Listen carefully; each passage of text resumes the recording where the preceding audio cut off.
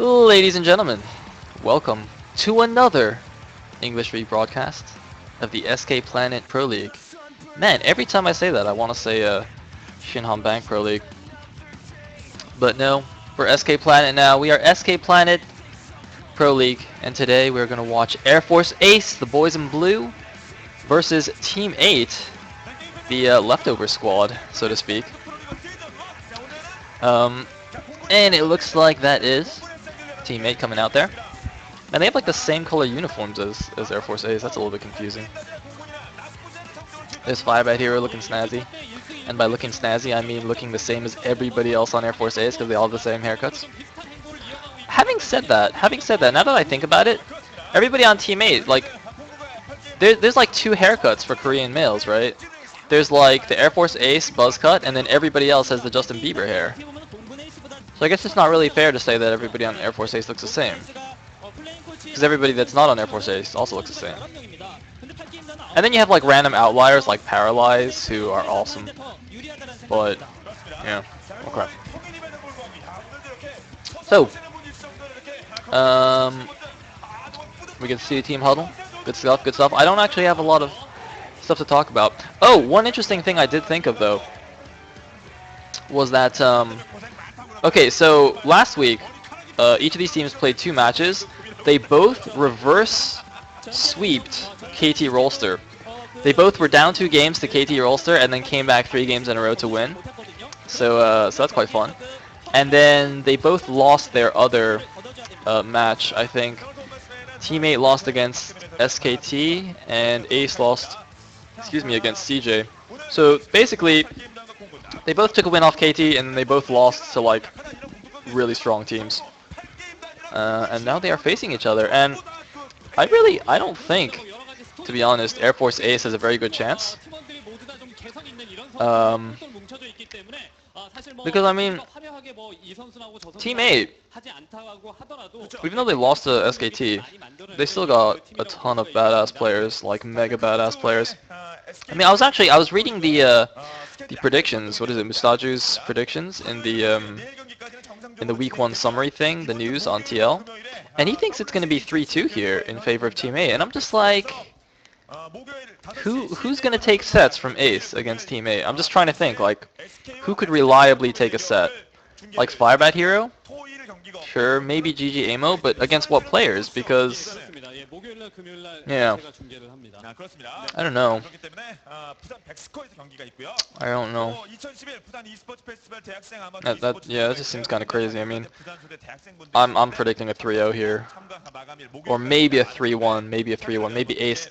Like, if firebathero or GG Amo get paired up with one of the weaker teammate players, maybe they can take a game. But yeah, I think 3-1 is the best we can say for Ace. Anyway, first match is going to be firebathero versus Tyson. So let me get my little title thing on the screen.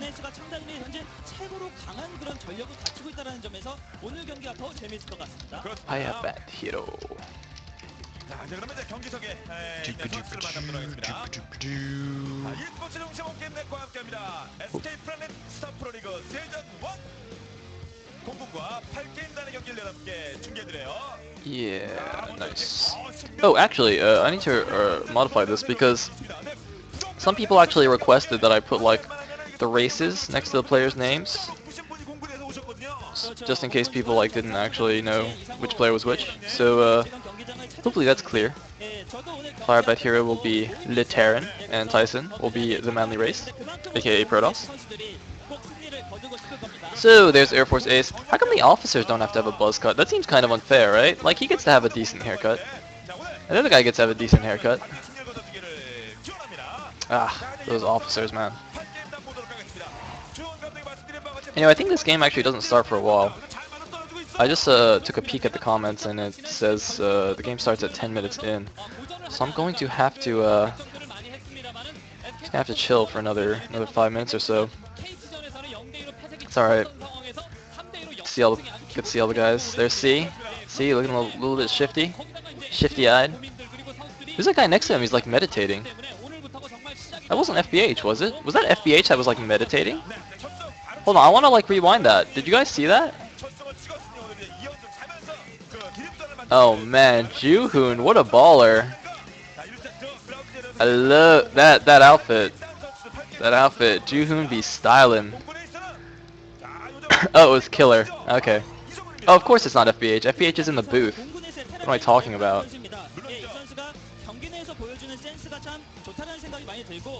So here's the thing. Um, in the past two matches, Juhoon has put Jaedong in the fourth set. I'm wondering if that's like his strategy, because like um, Team 8 kind of has a deeper team, I would say, than a lot of the other teams, barring like CJ. So like part of his overall match plan could be something like, as long as one of my players takes one of the first three sets, I put Jaedong in fourth, and that guarantees a fifth set.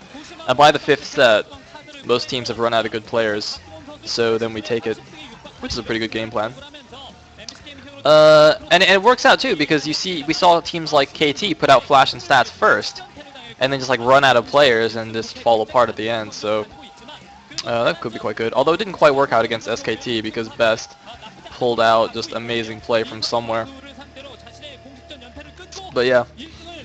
So I guess that actually also enforces the fact that it's going to be at best 3-1 for Ace, since even if they take a game, first three sets, when JD comes out, it's going to be over. Anyway, so it looks like the first map is going to be whatchamacallit, Ground Zero, the actual map. It's like, hey, we have 1-0. Look, guys, it's 100% Z or. Oh wait, no, damn it, it's P got the wins both times. Ah, that was clearly a Protoss map then. We have 100% win rate for Protosses on this map. You guys see that? Protoss beat Zerg and he beat Terran. We're 100% against both races. We're actually unstoppable. I guess we're just that good. Oh, I forgot. That's what I was gonna say. So going back to the thing about JD always coming out fourth, so that was a good plan for the first week. But like, if he keeps doing that though, people are just gonna know what he's doing and send JD snipers in game 4.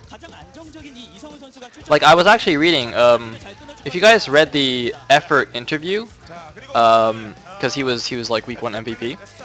He said that he actually only trained ZVP. He was actually sent out as a ZVP sniper on Outlier, because it's a Protoss map, and then the other team sent Hiva to also snipe a Protoss. So it was like a ZVZ. Trollololo. So that could be something funny if Ace actually is saving a JD sniper for set 4. Excuse me. As I said before, I'm still a little bit sick. So I'm doing my best to stay alive during this cast. If everything suddenly goes quiet, or you hear me just like, I don't know, keel over and die, please call an ambulance. I would greatly appreciate that. So we're just gonna chill with the commentators for a bit. I think we're starting in like another minute or so. Just looking at the time.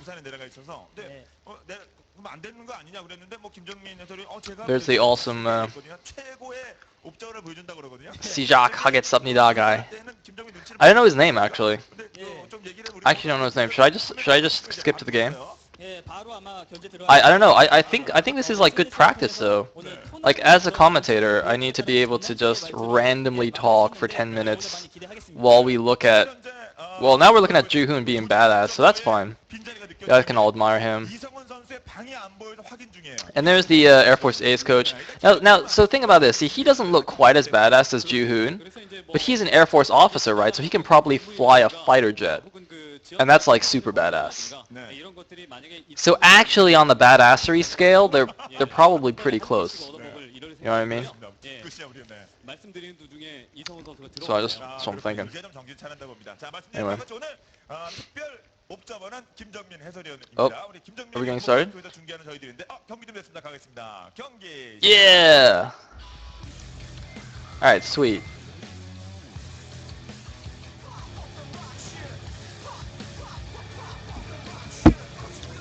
You know, I felt a little bit like Tastosis there. Or, no, not Tastosis. I felt like,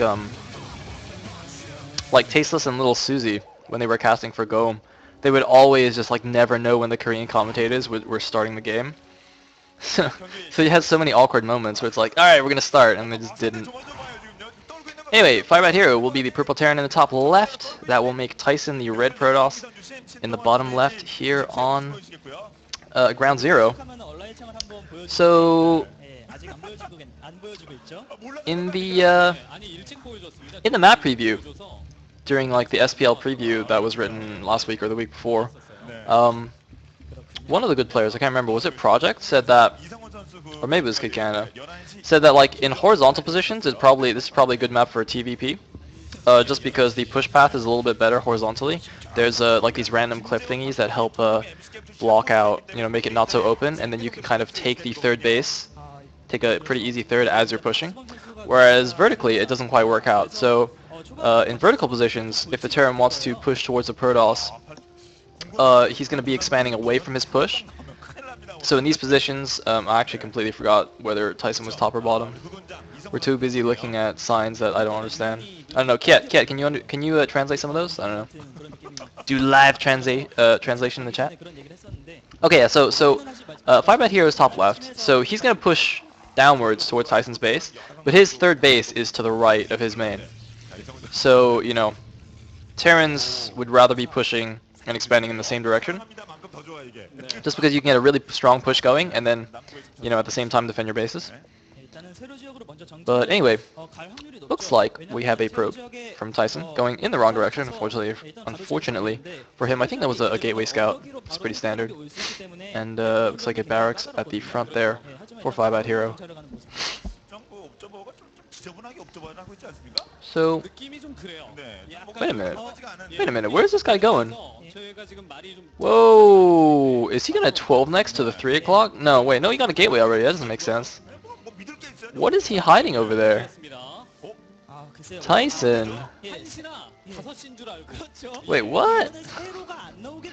So Tyson's gonna proxy something. Now, so this is a gamble, basically. This is like a 2/3 chance. Okay, so if you look at the spawn positions, right, there's a 2/3 chance that firebathero is either top right or bottom right. So if you proxy something in between those, oh no, it's just hidden tech. He's just hiding DT tech. Oh man. All right, ignore my thing about proxies. Although this still does work. I mean, like on 3-player maps, a lot of times players will proxy in between the other two bases, because obviously your opponent's at one or the other. You don't actually have to proxy right in the middle of the map. But okay, no, he is gonna make a gateway as well. So you see, here's the thing. That gateway is not actually closer to firebathero's base than if he'd built it in his main. But if firebathero had actually spawned on the right side of the map, it would be closer, so DT would get to his base faster. Anyway, so it is gonna be a DT rush here, a sneaky DT rush from Tyson. And he's blocked his ramp with a goon, so there's no way an SCV is gonna get in there. He didn't even have to make a Zealot first. A lot of times players who's DT rushing will like make an early Zealot to block their ramp, and then that can be kind of a giveaway that he's going for DTs or Reapers, but in this case he just made a Goon. I don't know if you can block the ramp on this map with just one Zealot. It looks a little bit wide. Meanwhile, firebathero has gone for the 1 barracks expand build, and since he got lucky and isn't actually on the right side of the map, I think he'll be okay if he builds an engineering bay like right now. He might actually not be okay. One racks expand, as far as I know, should have the engineering bay in time for this. Like, the build is supposed to be safe against a DT rush. Now the thing is though, like if firebathero was on the right side of the map, the DTs, the first DT from that proxy gateway would get to his base earlier than the normal timing. So so then the turret at his front would not be in time, and that's like the intention of this proxy gateway. But as it stands, you see now this TT has to run all the way back, but oh my god, the engineering bay is not even close to done. Oh, that's unfortunate. Now I think firebathero is dead. Hey, look at that. We have just like an insta GG game 1. Oh man, I hope Artosis isn't watching this. Oh, this is gonna be so sad. Oh, this is so sad. Oh man, this is so sad. Oh, by the way, an interesting thing I didn't mention just now was that the probe, that SCV scout that was going in, saw a probe dancing around at the natural because Tyson was trying to was like faking an expansion. But I mean, it doesn't even matter at this point. Just the detection's not in time. Like, all the little nuances that are so interesting are completely irrelevant when there's DTs in your base. But oh my god, firebathero doing a very nice SCV stack though, and it looks like the turret's gonna get up. But what? He doesn't have any units. He's probably got like 3 or 4 Marines in the bunker. It looks like a sea shank is out. But he's got to be careful. He's got to stay in range of the turret. And yeah, 3 DTs coming in, taking down the bunker. That's the thing. Even though the turrets are up, he's got no units to kill the DTs with. I mean, even if you can see the DTs, you have to kill them, right? And that's just not happening. There's no detection around the factories. DT's taking out the bunker at the natural. Looks like Tyson has actually expanded to like his third base rather than his natural. Kushu Hoon pointing out that DTs are in fact imbalancing. Imbalanced. Wow, I don't know how that happened. DTs are imbalancing, guys. They imbalance things. So firebathero is going to lift his factories. Oh, this is interesting. Okay, I think I understand why he's taking the third there instead of his natural. See, so you'd think that he could safely take his natural and even double expand, right? But I think he might have been a little bit worried of like some kind of vulture counterattack, because obviously he doesn't have that many goons. I think he still just has a single dragoon. So if he took his natural expansion, it'd be quite a wide opening there, and if somehow firebathero got some vultures out, he could do a lot of damage. So instead he's taking the third base, which as you saw can be blocked, can be walled in by just 2 pylons. So like the slim chance of a vulture counterattack is completely impossible. Sorry. So yeah, looks like 2 more gateways being added. I mean, at this point, there's really nothing firebathero can do. He's turtling up around his turret, but oh my god, it looks like Tyson just gonna go for it with mass DTs. 5 DTs running in here. Even though firebathero was turtled up, is it enough? Looks like he does have a comsat as well. He comsats around the turret, which seems a little bit silly, and firebathero actually holds this. Tyson getting a little bit over-eager there. And sacrificing something like 4 DTs, I think. So that was quite a nice hold by firebathero. That was very impressive. But is it enough? I don't know. I mean, if we look at the supply counts, 52 for Tyson against just 32 for firebathero. And oh, the command center, the natural command center got taken down by that dragoon. Oh, it was under attack by DTs before, so it was probably on fire, and the dragoon finished it off as it was flying back. firebathero sent the SCVs to repair it, but it was not in time. So the engineering bay is going to get taken down as well. Tyson's now just flooding in dragoons. firebathero looks like he's just pumping mass vultures. I think he's probably gotten spider mines. Hopefully he's getting spider mines. I saw the machine shop spinning. But spider mines, is it going to be enough? I don't... Oh, firebathero. Now, of course, being firebathero, he's going to stubbornly stay in this game for a few more minutes at least. Looks like, yeah, he's just going to be funny and not proxy, and manor barracks there at the natural. And looks like SCV's coming off. Oh man, he actually pushed out a little bit with the sea shank. I think that was a mistake. Does he have a second one? There's a second sea shank. The SCVs are off the line, but that's a lot of dragoons, and the second sea shank is going to get taken down here. Firebathero moved out of his secure location. Oh, that was not good. Oh man, the sea shank goes down. There's 4 dragoons left. The SCV is going to trap one, but mass dragoons being rallied into his base. Firebathero is just completely dead at this point. He's down to 19 supply against 67. He's gonna try and struggle. He's flailing around. These are like the death rows. But there's the GG. firebathero looking very sad about that. Tyson busting out the cheese to take out FBH here. Ay ay ay. Cheesy toss. Proxy DT rush. He didn't even get it right either, because man, he got unlucky with that, since firebathero actually spawned in the top left, but he still made it work. firebathero's engineering bay was just not in time. And I'm a little bit surprised by that, to be honest. Because see, I don't think he got significantly delayed in the beginning of the game, so... But one rack expand is supposed to stop a DT rush. Like, you're supposed to have your engineering bay in time, so I'm not 100% sure how that happened. Tyson must have just gotten a really fast archives. Yeah, I don't know. I'd have to look at the replay again to really see, but that's a little bit surprising to me. Anyway, let us go on to game number 2.